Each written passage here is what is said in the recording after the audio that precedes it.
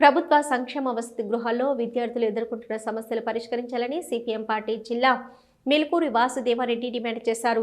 మంగళవారం రోజున సిపిఎం జిల్లా కమిటీ ఆధ్వర్యంలో స్థానిక కార్ఖానా గడ్డలోని ప్రభుత్వ షెడ్యూల్డ్ కులంల బాలుర కళాశాల హాస్టల్ను సందర్శించారు. విద్యార్థులు ఎదుర్కొంటున్న సమస్యలు తెలుసుకున్నారు. నూతన హాస్టల్ నిర్మాణానికి వెంటనే టెండర్లు పిలిచి నిధులు వెంటనే విడుదల చేసి త్వరితగతిన హాస్టల్ నిర్మించాలన్నారు. పాత హాస్టల్ శిథిలావస్థలో ఉండడం మూలంగా వర్షాకాలం గదుల్లోకి నీళ్లు రావడంతో విద్యార్థులు ఇబ్బందులు పడుతున్నారని అన్నారు. చలి తీవ్రత విపరీతంగా పెరగడంతో చన్నీటి స్నానంతో ఇబ్బందులు పడుతున్నారని గ్లీజర్లు ఏర్పాటు చేయాలని డిమాండ్ చేశారు. హాస్టళ్లలో పనిచేస్తున్న అవుట్ సోర్సింగ్ ఉద్యోగులను పర్మినెంట్ చేయాలన్నారు.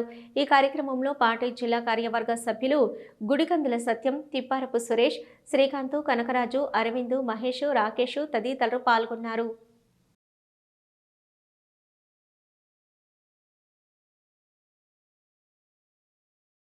ఈరోజు సిపిఎం పార్టీ జిల్లా కమిటీ ఆధ్వర్యంలో కరీంనగర్లోని ఎస్సీ హాస్టల్ బాలుర ఎస్సీ హాస్టల్ను సందర్శించడం జరిగింది.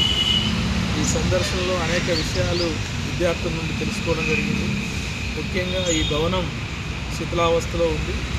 దీనికి సుమారు 4 కోట్ల రూపాయలు ప్రభుత్వం కూడా శాంక్షన్ చేయడం జరిగిందని చెప్పేసి తెలుసుకోవడం జరిగింది. అది త్వరితగతిన కొత్త బిల్డింగ్ నిర్మించి విద్యార్థులకు అందుబాటులోకి తీసుకురావాలని చెప్పేసి సిపిఎంగా డిమాండ్ చేస్తున్నాం. అంతేకాదు పెరిగిన ధరలకు అనుగుణంగా బెడ్ ఛార్జీలను కూడా పెంచాల్సినటువంటి అవసరం ఉంది. చాలని భోజనము అట్లాగే టిఫిన్లు కూడా ఉన్నటువంటి పరిస్థితి ఉంది.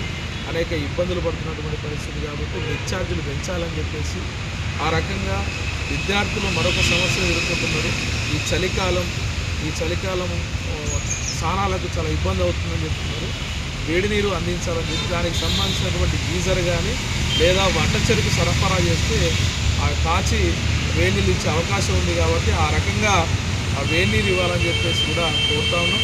అంతేకాదు ఇక్కడ అవుట్సోర్సింగ్ ఎంప్లాయీస్ ఉన్నారు, వాళ్ళందరినీ కూడా పర్మనెంట్ చేసి వాళ్ళందరి జీవితాల్లో వెలుగులు నింపాల్సిన అవసరం కూడా ఉందని చెప్పేసి